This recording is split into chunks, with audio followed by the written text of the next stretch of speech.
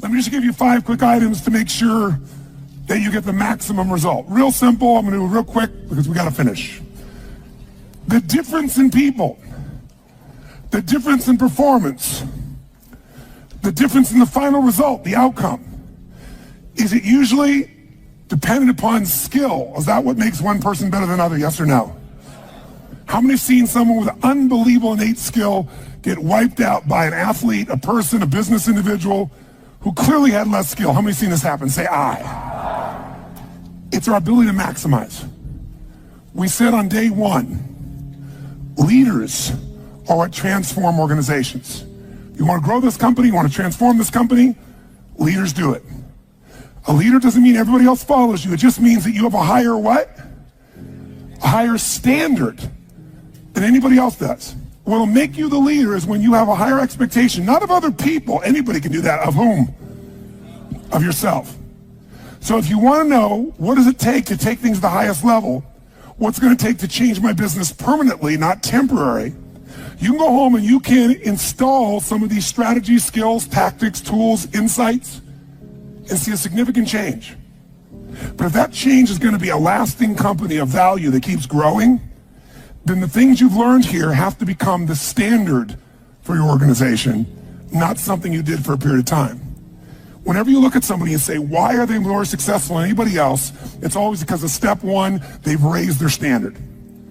If you go back home and you want to change your life in any way, personally, professionally, or your company, as boring as it sounds, as stupid as it ain't it sounds, you might say, I spent all this time, this energy, this money, and you're going to tell me to raise my standards? Yes. Because even though that's not sexy, it is the only thing that creates lasting change. You can go on a diet and you can lose weight, but what will that person eventually do? They'll go where? Back, unless they raise their standard. Now that sounds so trite and stupid and positive thinky or old school.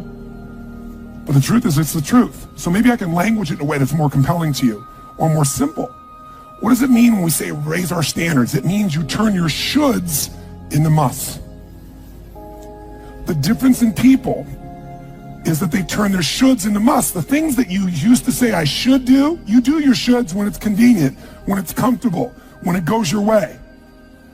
But when something is a must, not to other people, but a must to you, do you find the way to get it done, yes or no?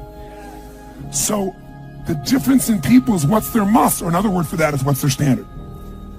Every person in this room right now, our bodies are a reflection of our physical standards. They are not a reflection of our desires.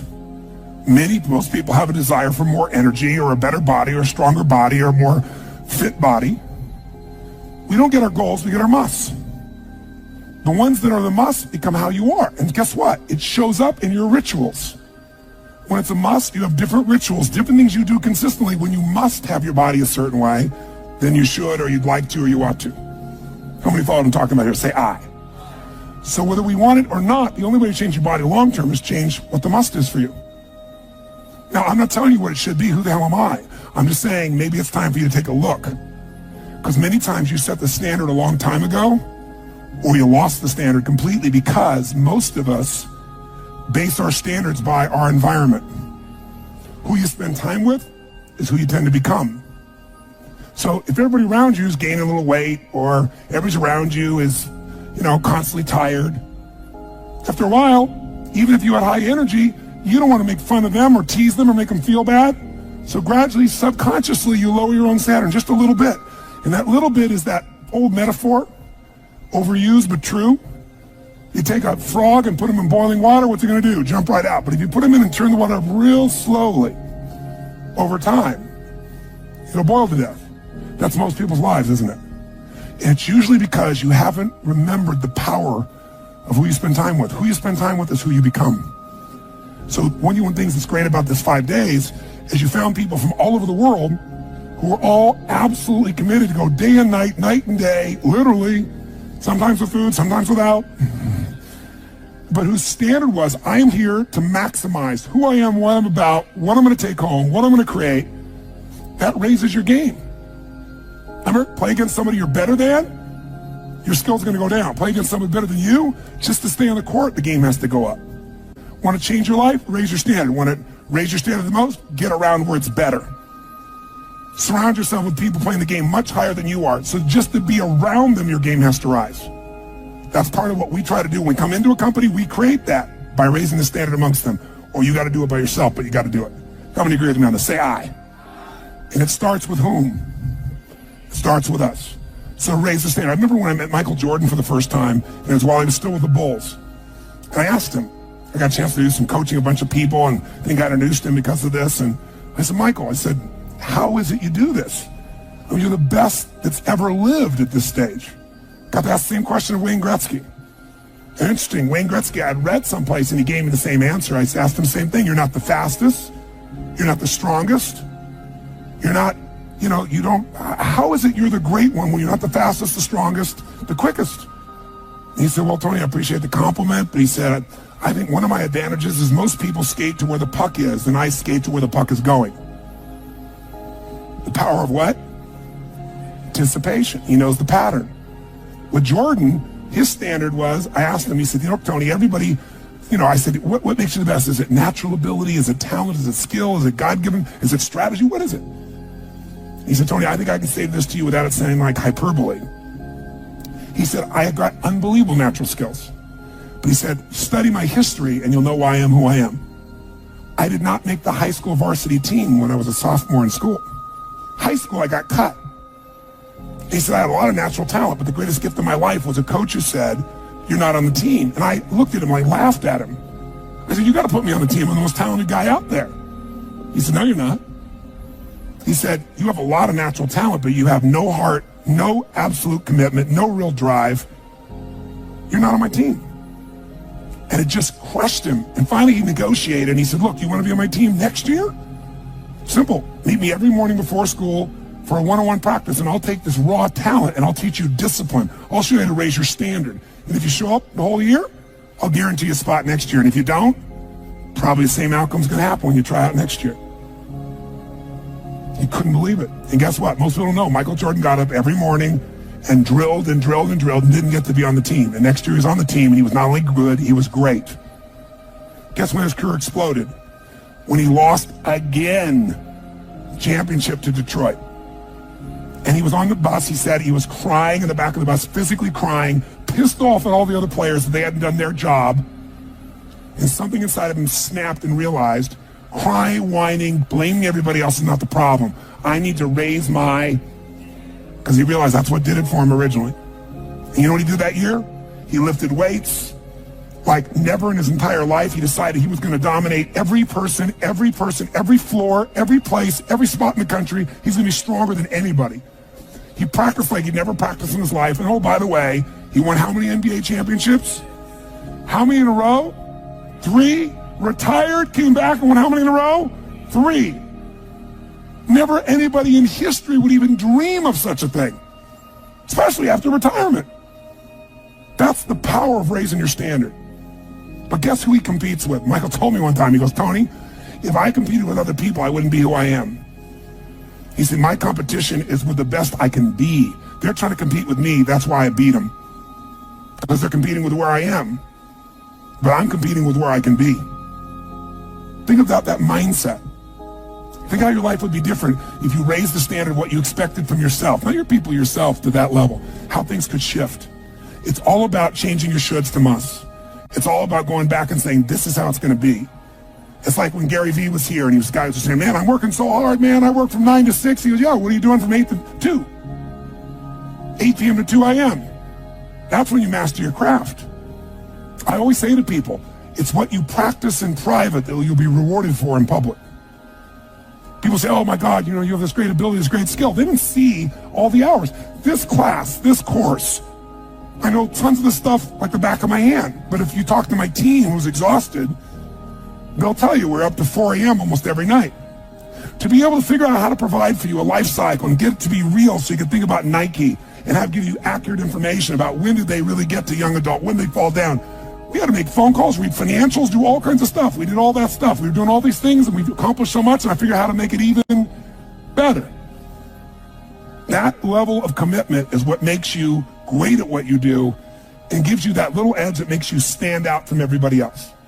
And that standing out is what makes somebody absolutely own an industry or brand themselves like nobody else in the world. That process is what this is about. Raise your standard. When you got to go home, you got to say, where are we going to raise the standard? What am I going to take that's been my should and make it absolute must? Where are we going to do that as a team and how are we going to pull it off? Now, who here has ever, by the way, your income right now is a result of your standards as well. It's not the industry and it's not the economy. Who here is making more money today than you made 10 years ago? Let me see your hands. How many feel like it's not enough today? Let me see your hands. And how could that be? Real estate's so cheap now. Computers are cheaper than they were then. You get so much more for your money. Because once you achieve a level, who knows what happens? You immediately, you close the gap, you create a new gap. That's because that's what makes us grow. Who's willing to go back to where you were 10 years ago? Not many. Some of you would be, because it's gotten worse in the last 10 years for you. But the majority, there's no way. See, once you're fortunate enough, if you don't like cleaning house, once you're fortunate enough to have somebody clean your toilets, you will not be doing that again. Unless you like that. You'll find somebody who loves cleaning toilets and you'll pay them handsomely. Because now to go back and do that, once you've had the privilege of not having to do that, it's a different game. It's a gross metaphor, but who gets what I'm talking about here? Say I. Once you have a must, you find a way to get to it. Every one of you in this room is earning what you must earn, not a dime more. Don't get me wrong, you might have big goals, big desires, but it's not a must for you. Because even when the economy crunches, if it's a must, you will find the way. How many agree with me on this? Say I. See, when it was a must for me to get at one level, I did. I remember it was a must for me to finally make $1 million a year. I had my son Jarek going to be born. I swore I would never have a child unless I was financially set, and I wasn't financially set, and he was on his way. I went from $38,000 a year to making $1 million a year in the next 12 months. That was all BS. In my head, I thought all my growing up, all the pain was because my parents fought because there was no money. They would have fought anyway. Because I believed that, though, I raised the standard, made it happen. And then I made $1 million a year for 7 straight years. Even though I built 5 more companies, even though I was helping more people, I made the same amount of money. Guess why? That was my must. At some level above that, seemed greedy. Now, it wasn't like I had this incredible lifestyle. I owned a magical home. I had this place called the Del Mar Castle overlooking the ocean in Del Mar, California. But I was on the road, staying at the Ramada Inn in Milwaukee with shag carpeting and smelly, dead animals on the wall on my birthday. And my maid, she's back at home in the castle going, "Oh, Mr. Robbins, happy birthday. Oh, I can't help thanking you. It's so wonderful. Oh, Mr. Robbins, it's so beautiful here. I was sitting out in the jacuzzi overlooking the ocean. Oh, yes. Oh, I've lost 22 pounds. I can't tell you. It's been so amazing. I get on your Stairmaster and I watch Oprah. I love your gym, Mr. Robbins." And I'm thinking, she's got a multi-million-dollar lifestyle. How many can relate to this in some way, right? So I went from 38,000 to $1 million, so I changed my income. It became an absolute what? It was nothing about money. It was about growing. Because I knew to make more, I'd have to help more people. I'd have to expand. And I came with this goal. I wanted to feed all the people in San Diego that were homeless. First, my goal was 1/3 of the homeless people. And then my goal was everybody. I said, if I can go from 38,000 to $1 million, I should be able to go from $1 million to $3 million in 3 years. And I did it in 12 months. I found the why. I found the reasons. I got a different RPM. But it became a must for me, not a should. You're meeting your must, my friends. Maybe it's time to change your must. Some people's must is to survive. Some people's must is to be okay. Some people's must is to have freedom. Some people's must is to have more than they could possibly spend. Some people's must is to take care of everybody around them. Whatever your must is, you're going to get it. When you leave here, get clear on your must. Or raise your what? Step 2, real fast. I'm going to do it real fast. Who here's ever raised the standard and you get out there and you go, I'm going to go do this. And I'm committed. I'm going to change this. I'm going to make that happen. I'm going to lose 50 pounds. I'm going to take my company to the next level. And you're all excited. And then all of a sudden this voice in your head goes, who are you kidding? Who's ever had one of these? Raise your hand. Say I. So once you raise your standard, you got to get certainty behind it. You can sustain it. And that means you got to change your limiting beliefs. You got to change your limiting beliefs. And who has limiting beliefs, by the way? Who? Everyone does. So you got to become aware of it and you got to destroy it. Now, how to do that? Honestly, if you've been to the UPW, you know how. If you haven't, come join me in San Jose or someplace else. And who has limiting beliefs, by the way? Who? Everyone does. So you got to become aware of it and you got to destroy it. Now, how to do that? Honestly, if you've been to the UPW, you know how. If you haven't, come join me in San Jose or someplace else and come through the experience. When you change your limiting belief, everything changes. Because as you believe, so is it done unto you. If you believe you're right, or you believe you're wrong, you're right. Because whatever you're certain about, you find a way to support it. I always teach people to exercise. Try this, and if you know it, do it fresh. Look in this room real fast for everything that's brown in this room. I'm going to give you a test. What's brown? Quick, look for brown, look for brown, look for brown. Brown hair, brown clothing, brown. Close your eyes. Tell me everything you saw in this room that's red. Raise your hand if you see more brown in your head than red, and say I. Open your eyes. Now look for red, look for red, look for red, look for red, look for red, look for red. Look everywhere for red, look for red. Raise your hand if you found more red this time. Raise your hand, say I. Why? Because you're looking for it. Because whatever you focus on, you'll find. In fact, you'll find stuff that's not there. How many saw beige, called it brown just to feel successful? How many saw burgundy, called it red just to feel successful? See, once you believe something is a certain way, out of your need for certainty, you'll change things to meet that belief. Let me show you in 2 seconds flat why the rich get richer and the poor get poorer. I call it the success cycle. Real fast. Draw yourself 4 squares, put them up on the screen here. You'll see, as I do this, take a quick look. You'll notice you've got the word potential up in the left-hand square. Up in the right-hand square is the word action. Bottom right is the word results.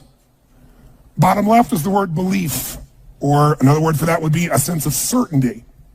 Potential, action, belief, results. And notice there's arrows in a clockwise fashion where they just keep feeding each other over and over and over again.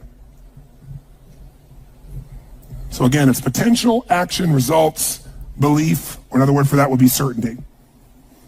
Now, did you ever notice how rich people tend to get richer and poor people to get poorer? And I don't just mean rich in financial terms. I mean people that are rich emotionally. Do you ever notice how happy people tend to get happier? And depressed people tend to get more depressed? How many found this to be true? Say I. It's because the power of momentum and what I'm about to show you. So let me show you something here. What's the potential of any human being? You tell me, quick. Unlimited. Do most people's results reflect that true potential? Yes or no? No way. Why? Because most people aren't taking enough what? But is it possible to take a lot of action and still get lousy results? What if you got a salesman that works for you and they walk out and they knock on 100 doors and they say, you wouldn't want to buy anything from me, would you? Or they don't say that verbally, but they say it non-verbally. Is that going to affect their results? Yes or no? So it's not enough even to take enough action, because when we believe it's not going to work or we're uncertain, does that affect how much of our potential we tap? Yes or no? See, if you don't think it's going to work, you're not going to put out a bunch of your energy when you think it's going to fail. And by the way, when you're not sure, you tap little potential. Do you take little or a lot of action? When you're not sure, when you think it's not going to work, do you take massive action or little action? Now, when you take little potential with little action, what kind of results do you get? Little lousy results. And when you get lousy results, what does that do to your belief? You go, see, I told you it wasn't going to work. Told you it was a waste of time. And then, by the way, when you have less belief, how much more potential do you take? More or less? If it's possible, you tap less potential, more or less action. Less. And what happens to your results? They get even what? And now that you got worse results, what's that do to your belief? And by the way, now you see the current economy. Isn't it true? Everybody out there is going, oh my God, the results are so bad, it's going to get worse in the future, so I better pull in my horns, there's less potential, so I'm not going to push as hard. I'm not going to take much action. Oh my God, I'm getting lousy results with little potential action. Oh my God, it's going to get worse. That's what creates a recession, depression, whatever you want to call it. How do you change that? By the way, can it work the opposite direction? What would happen if something inside you gave you so much certainty inside of you that you felt absolutely certain that recession was your friend, that the worst economy for you was the greatest time on earth, that all you had to do was manage your state and apply your fundamentals and immerse, stay coached so you don't get off the target, keep taking action, and you can own your business and you go to other people's businesses. How many believe that, by the way? Now say I. When you have that kind of certainty, are you going to use more of your potential when you go home or less? Which one, my friends? Are you going to take less or more action? When you are certain and you use lots of your potential with massive action, what kind of results do you get? Massive action gets massive results. What kind of belief do you get now when you get better results? You go home, you use your core story. You go home and you take one of these techniques, you get a different response. You go home and you stimulate a new source of profit or income. You go home and you add a service. You go home and do anything. And it works. Your brain goes, yeah, it works. Now, by the way, at Home X, we went in there. Thank God we went in there because they took our stuff and it looked like it wasn't working. Do you remember that? Yes. Because some people there didn't want the change to happen. So we had to dig in and find it was working. We knew you can't take action. You can't sow that seed and reap nothing. So we uncovered what was really going on. You're going to have to watch for the same thing, depending upon the size of your organization. But bottom line, when you get great results, belief gets stronger. Now you're totally certain. Are you going to use more or less potential, my friends? Which one? More. You're going to take even more what? Going to even greater what? Even more certainty. And now what happens to your business? Boom, boom, boom, boom, boom, boom, boom. And now you have a different momentum. And so your economy does not have to reflect the economy. You get to create your economy. You get to decide whether you freeze to death or ski or snowboard. It's winter, but you can have the best time of your life. It could be a sunny, beautiful, magical time.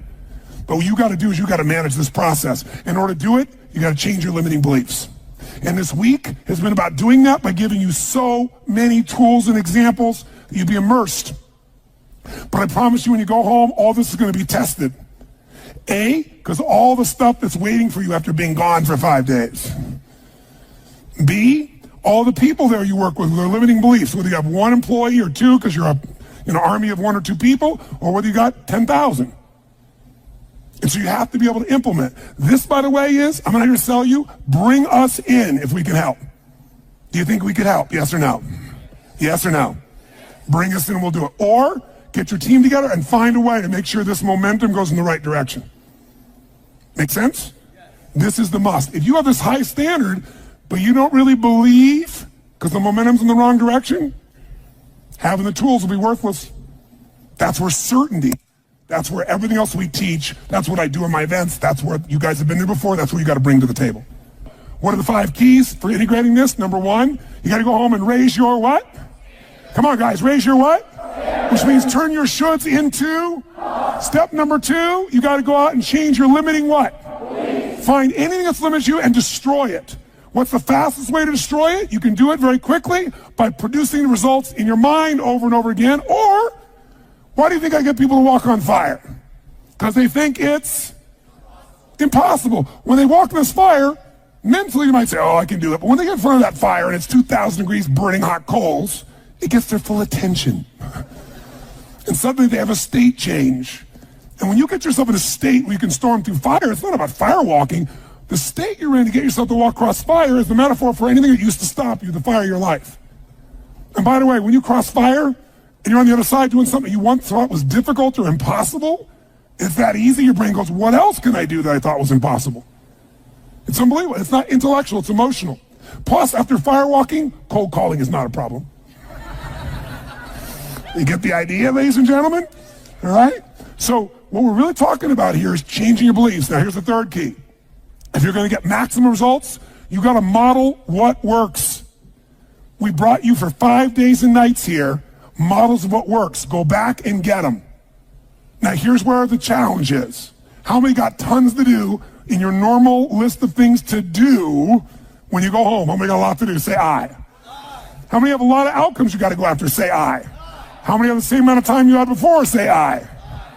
So in your business, if you need something to get done, you get it done because it's an absolute what? Or you hire someone to get it done. Hire us, hire someone else, get somebody inside. But are these things you're going home with musts or shoulds? Which one? Do whatever it takes. You say, I don't have the money. You don't have the money not to. Forget us. Hire somebody as an individual who knows what they're doing and put them in there. Leverage yourself. The only way you're going to get the game bigger is by taking a little bit of what, my friends? Risk. But that means get yourself some resources. Be resourceful enough to get the resources. What's great about this? What is this opening? What is this creating? What's possible? What have I not seen? This is going to make me see. What have I learned from this? What can I learn from this? What am I willing to do to still have it the way I want it? That's the 4th step. You intensify, and you innovate. And then there's the final 5th step. And that 5th step's really simple, my friends. And that is step up and give. Step up and give more than anyone else could possibly expect. The ultimate transformation happens when you stop trying to get and you start to give. Whenever you're at your best, you're giving. I remember so vividly driving in my car, my Volkswagen Bug, and I was struggling, and I was 19 years old.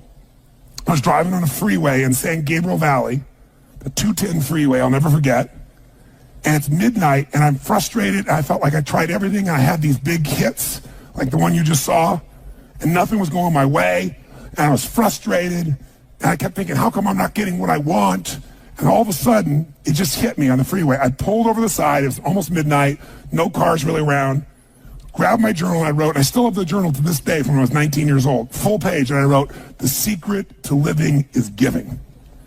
And I realized why I wasn't doing well. Because I all focused about what I wasn't getting. I was not focused on what I was not giving. And the whole game changed.